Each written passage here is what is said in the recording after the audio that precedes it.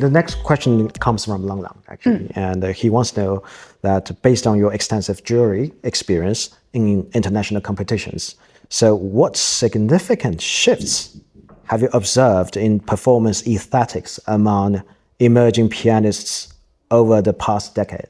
I think that's a really important question, and not just as a juror, but just simply as an observer and a listener, and also as a professor.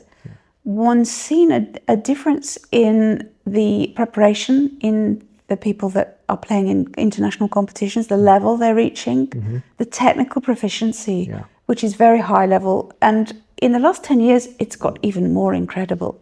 I mean, if I think back 30 years in international competition, the level of polish and technical ability and accurate, simple accuracy was not as nearly as polished now as it was polished then as it is now. That doesn't always necessarily mean that the playing is better. I agree.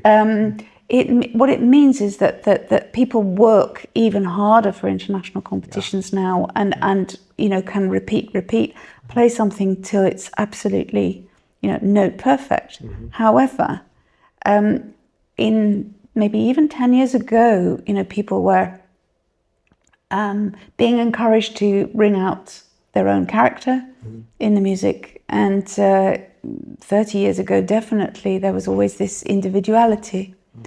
And sometimes I feel in international competitions, not always, it depends on the competition. Sometimes I feel there's a search by the jury for perfection, technical perfection, which sometimes is not what you're really looking for in an artist. Right. And it's hard sometimes to see through those layers to find the right person. Of course, if you have technical perfection plus you have somebody who's an extraordinary artist with an imagination and a big character, then that's the person that's going to speak to you.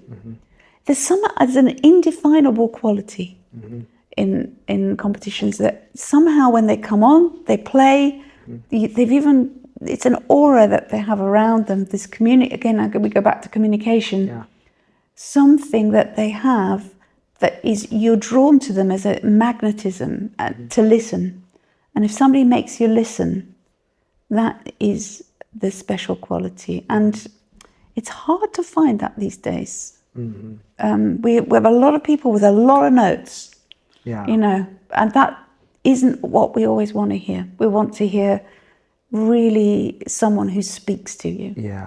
So what are the reasons behind it, do you think? Or practice, I think. Certainly people spend more hours these days practicing more. And also the recording situation. I mean, now recordings, when you hear those, they're perfect.